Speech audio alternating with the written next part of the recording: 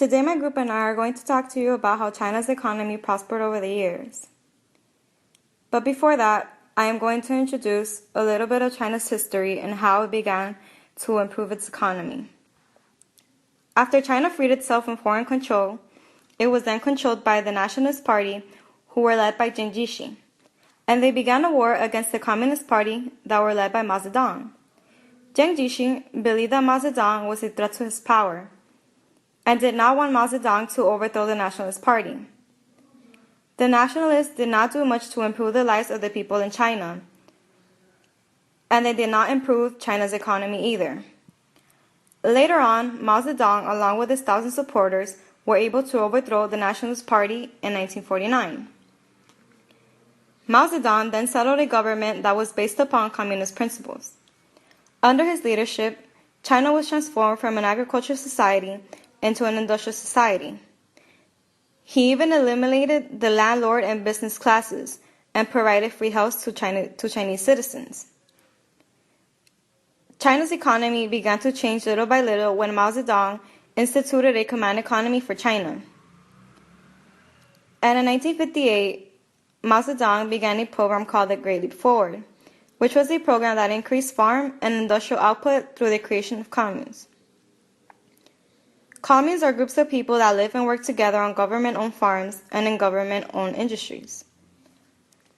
This economic program began to fail and devastated the citizens because the policies resulted into famine and shortages of consumers' goods, which made China's citizens starve and suffered a lot. Later on, in the 1970s, a new ruler named Deng Xiaoping instituted an economic reform program that was called the Four Modernizations. This policy for limited privileged of agriculture and industries which encouraged foreign investment and foreign trade, and it resulted in a boost for the Chinese economy. Unlike the Great Leap Forward, the Four Modernization program was an economic success that helped China's economy begin to prosper.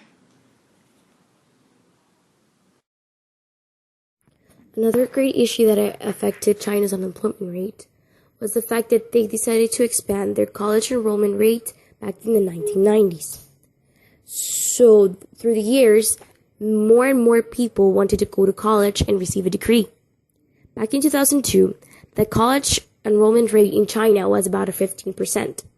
Then in 2005, it rose to 19%, making these around 23 million students go into college.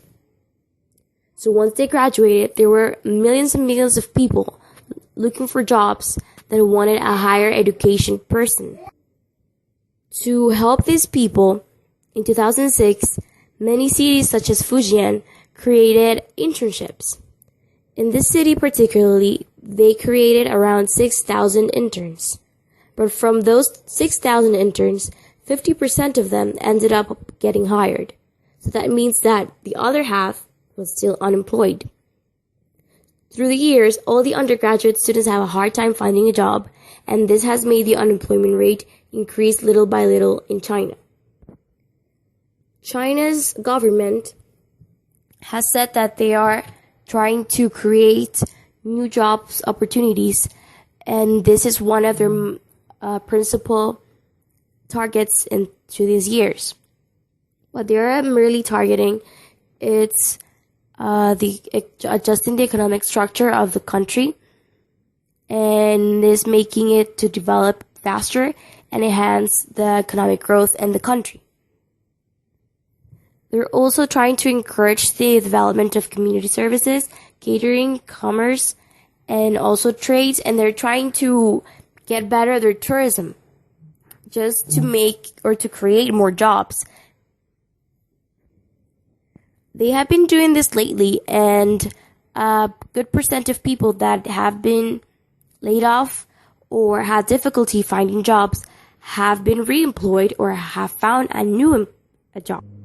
Another thing that the China government has been doing is encouraging industries and enterprises to take advantage of all the people that are unemployed with products and that enjoy like a very heavy market demand. So they're encouraging private and also self-employed businesses that have like a big employment capacity. These types of jobs have accounted for about like 80% of the new employments that have been given in the cities. China has also developed the labor market, and this has altered their status in the major employers and the laborers. Although they have done all this, they have also created labor organizations and programs to look for people that are unemployed and try to get them a new job. Although China has done all this through the years, their status is still around 4% of their population unemployed. 4% of China being unemployed is more than 100 million people. So, or around 100 million people. But there are many statistics that still say that China's unemployment rate is still around 10%. It has gone from down in the mid 2000s, but lately it has increased.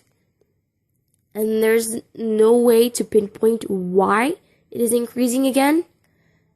They're saying that maybe the Chinese government is not paying too much attention now to these organizations they have created and let unemployed people still be unemployed, or the new undergraduate students also do not get a job.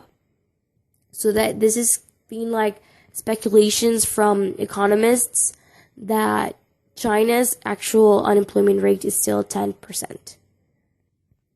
In conclusion, China has developed good ways to progress and decrease their unemployment rate, but because they're so big and they're still developing, and as well as many people are migrating into it because of their opportunities to the enterprises and all the market that is there, their unemployment rate has increased, and although it may have decreased at some point, it is kind of going back. So